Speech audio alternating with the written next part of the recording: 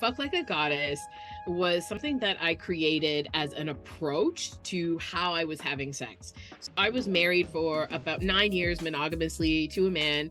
And when I got divorced, I wanted to fall in love with myself. I had separated from myself. I had lost myself in this relationship. And I really wanted to learn to take up space.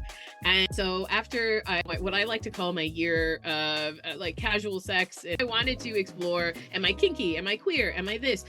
But the way that I was moving in these new relationships was very much from a place of please choose me, please desire me. And I didn't know what I needed. I didn't know what I wanted. I just wanted to be something other people wanted. And after that year of fuckery, I decided, oh no, you cannot come into my erotic space without an offering that's appropriate for a goddess. And I wanted to remember that I'm deserving of this offering that nourishes me, that fills my cup. Welcome to the Open Bedroom Podcast. I'm your host, Jennifer Kalo. Welcome to conversations about open relationships, online dating, conscious uncoupling, and creating the relationship that truly aligns for you. Welcome to another episode of the Open Bedroom. Today, I have sex and pleasure educator Luna Matatas on, and I'd like to stop and read her bio for you. Luna Matatas is a sex and pleasure educator with over 10 years of experience in sexual health and wellness, internationally and here locally. Her playful approach to sexuality draws on the creativity, confidence, and communication skills we all need to fulfill our pleasure potential.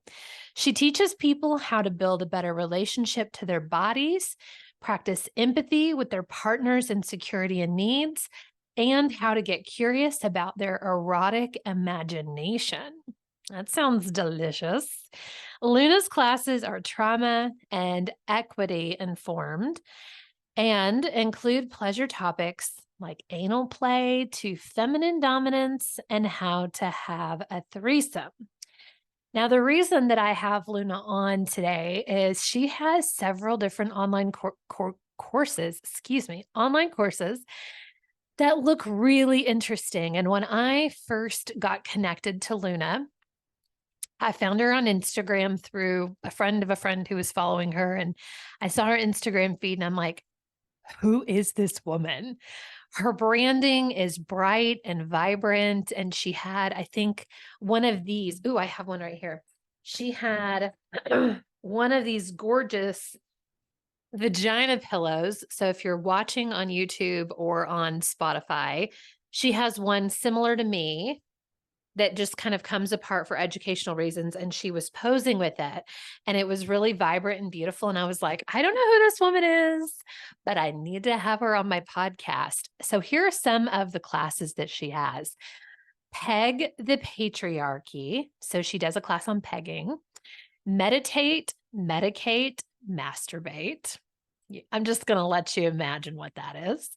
Fuck Like a Goddess. And she has a podcast. It says she's the host of B Vibes podcast, all about anal sex, called the Plug Podcast. You guys, this is going to be such an amazingly fun episode. I'm thrilled to have her on. Let me go get Miss Luna. And today we are talking about fucking like a goddess. Hang on and I'll bring her on. All right. Thank you for listening to the intro. I have Luna Matatas on. I'm so excited to have you on, Luna. Would you tell us about you? Like, because I don't know that any of my listeners will know you yet. So tell us a little bit about you, how you got to be in this space, and what are you up to these days? Yeah, thank you so much for having me. I love talking about sex. So, we're going to have a great conversation. And I started talking about sex from a very public health kind of perspective. So I moved from kind of talking with people about condoms and sexually transmitted infections to pleasure, Mm. and really understanding what are the things that we need to create the conditions that will maximize our pleasure. So I get the joy of being a sex and pleasure educator, which means I teach classes, I do one-on-one coaching, I get to teach at events and universities, and I'm based in Toronto, but I get to teach everywhere. So everyone gets this big message of more pleasure and less shame. Which we all need.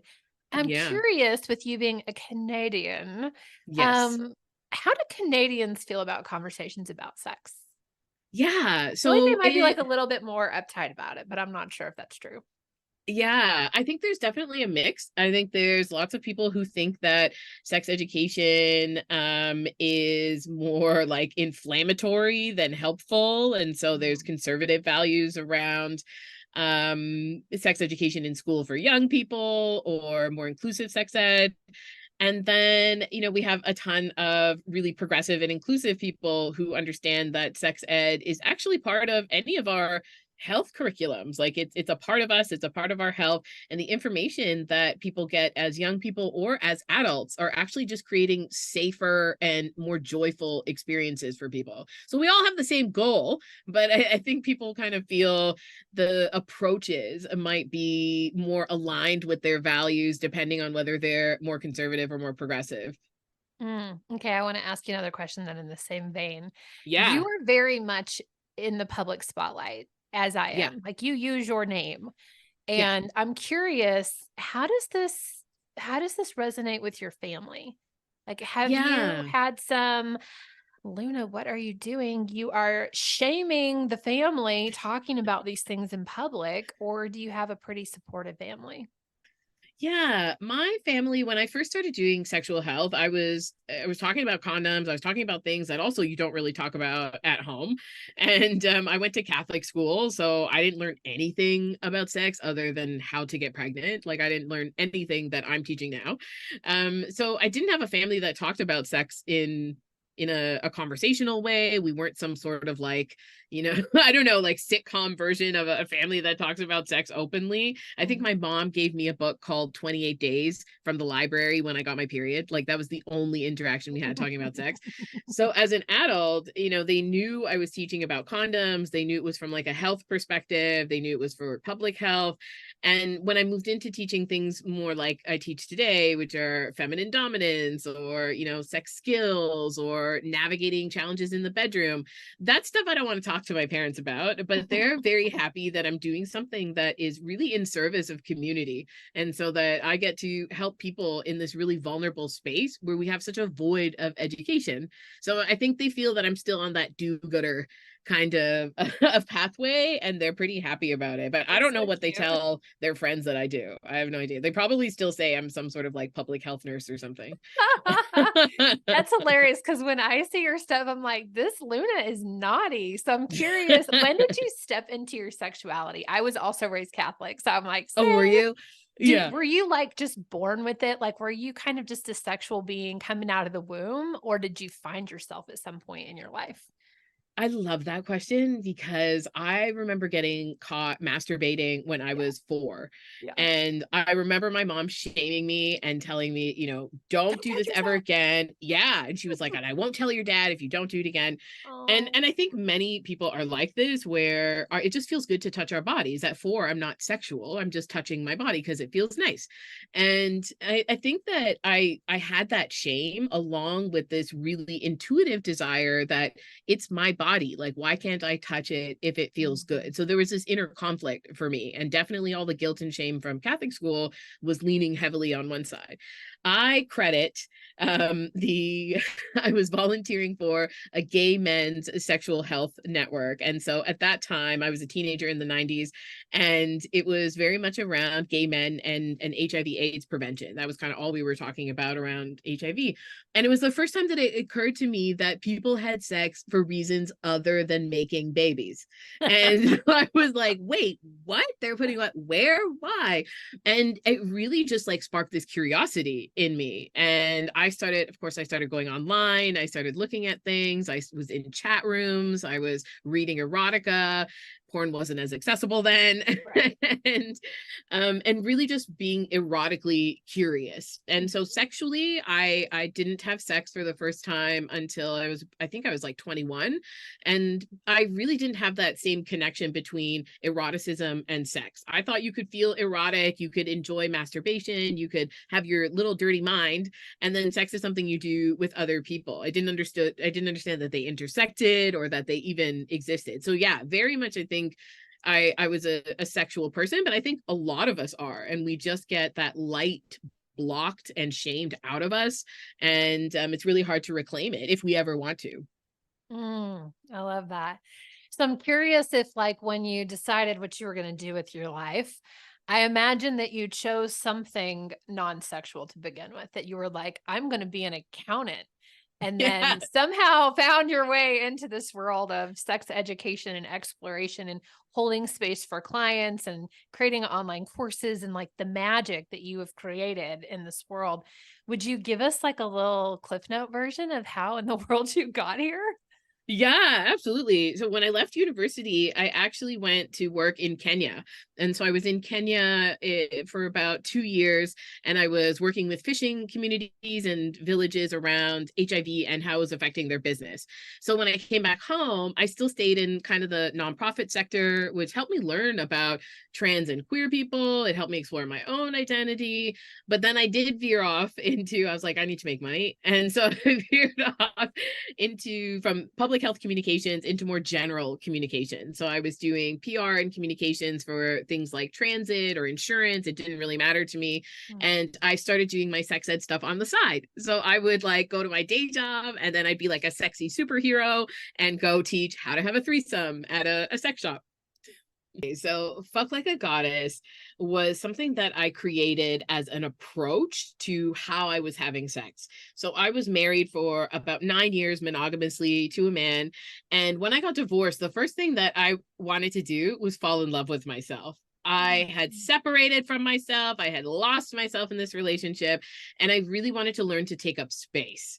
And so after I went through what I like to call my year of like casual sex, and I call it my year of fuckery, but I was like, I wanted to explore, am I kinky? Am I queer? Am I this? But the way that I was moving in these new relationships was very much from a place of like, please choose me, please desire me. And I didn't know what I needed. I didn't know what I wanted. I just wanted to be something other people wanted. And so after that year of fuckery, I decided, oh no, oh no, you cannot come into this space, into my erotic space, without an offering that's appropriate for a goddess.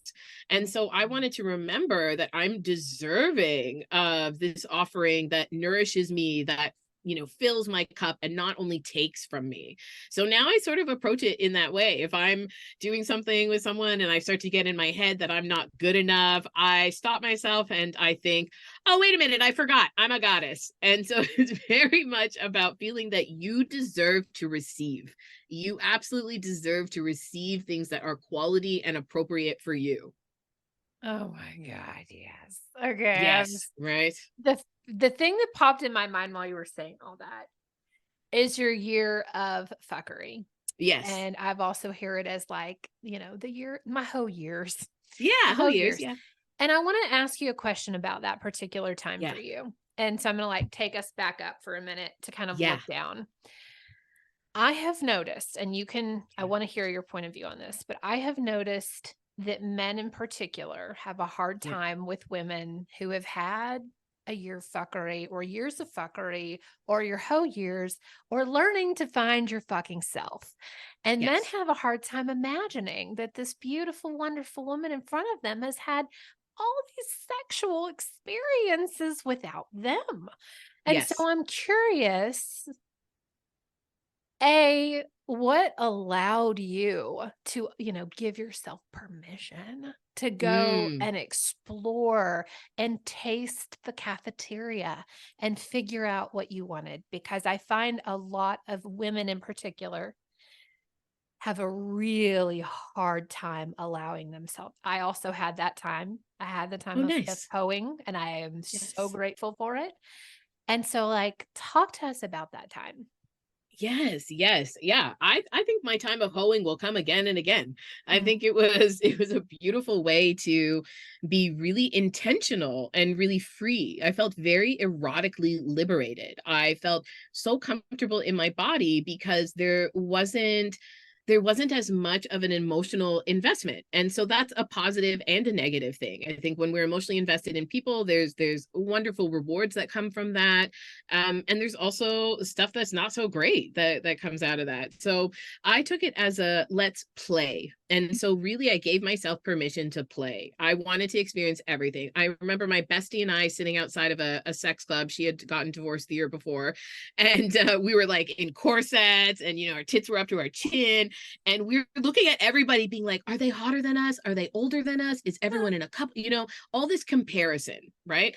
And what got us out of the car was, who cares? Like really, like, who cares? We don't know these people. They don't know us. Like, we're here for an experience. So I sort of framed all of those desires of wanting. I wanted connection, I wanted touch, I wanted sex, all the things I wasn't having in my marriage and for so long.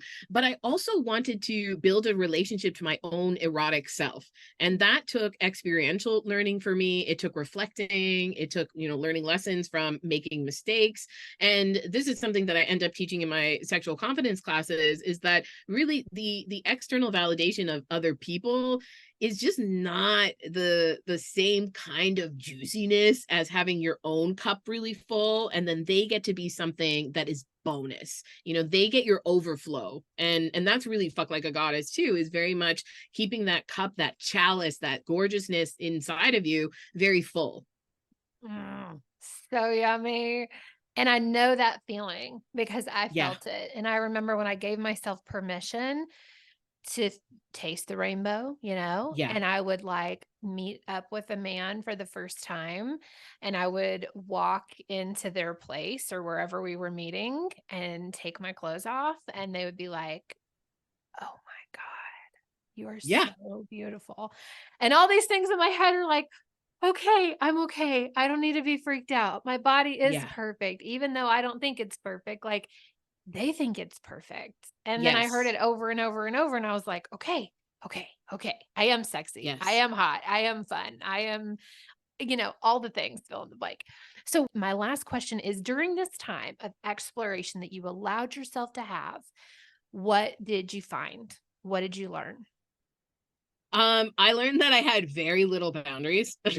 I learned that I very much was willing to go along to get along. Like, and I thought that that was a great thing. I thought being low maintenance was a wonderful thing. Uh-huh. And I also learned that, it's actually very what you said about that appearance piece, that you get this gift of other people's compliments, their adoration, that they see you as sexy, and you get to see yourself through their gaze, which is so Mhm. amazing. And then there's another gaze that I didn't even know I was missing. Like, I didn't know I was missing my own gaze. I had no idea, because for someone to tell me I was beautiful, that was hard for me to believe. But if you told me, or if you told me I was dumb, or that I'm not smart or something, I would fight you, because I believe in me that I'm intelligent and that I don't need you to validate that. But because I don't believe in me that I'm beautiful, it was so easy to take me down. So it was like a great experience to have that, and to hold it, but then to not stay there. Like, it's like, no, we can't stay in that place of external validation, external affirmation. That's just something that's bonus. Mm, I love that. I want to share one thing that I learned on my journey, Yeah. if you want to hear it. Okay. Yes. I learned that I like women. I Ooh. allowed myself Ooh. to explore, and I remember being younger, maybe 5 or 6, and playing on the playground with this girl named Sarah, and they had these big tires, think like the monster truck tires. They had them cut in half on the playground and then, like, stuck in the ground, so you Oh. could, like, Yeah. get inside the tires and, like, form yourself into the tire, and you could become almost invisible. And this girl named Sarah and I would go into the tires, and, like, I remember we kissed a few times, and I remember this Yeah. feeling like, "Ooh, this is a nice feeling. I like this." And then I never thought about it again. I never did Yeah. anything with a woman again until I had this opportunity, and I had opened up my last marriage and allowed myself to taste the rainbow. And I was like, I want to explore my sexuality. I want to explore and see if I've always thought women were so beautiful. And I'm Mhm. curious if I sexually want to be with them. And so I got to like take a woman on a date and like Yeah. talk about things over dinner. And I had sex with a woman. And I was like, this is awesome. Yeah. And Oh that my God, I moment love when that. you realize, like, I'm bisexual and you can put a Yeah. new label onto who you are of like, this is for me and it feels really good. And I tried it on and I think I want some more. I love that. I love that. I love that your curiosity led you to this new identity. Yeah. Hey there. Did you know that I do online coaching? Yes, I do online coaching in the sex and relationship space. Some of the topics that are near and dear to my heart are open relationships. So that includes polyamory, swinging, or what we call the lifestyle. I also love conversations around online dating. We're talking Bumble, Tinder, Field, and more. And then the last thing that is really passionate and close to my heart is conscious uncoupling. That means we get to break up with people with love and respect, with dignity and hope. We get to create a life for our children that gets to be a little bit different. We can do things better than we have in the past. So, if any of these topics sound interesting to you and you'd love to get some coaching from me, check out the link in the show notes or the link in my bio for more information.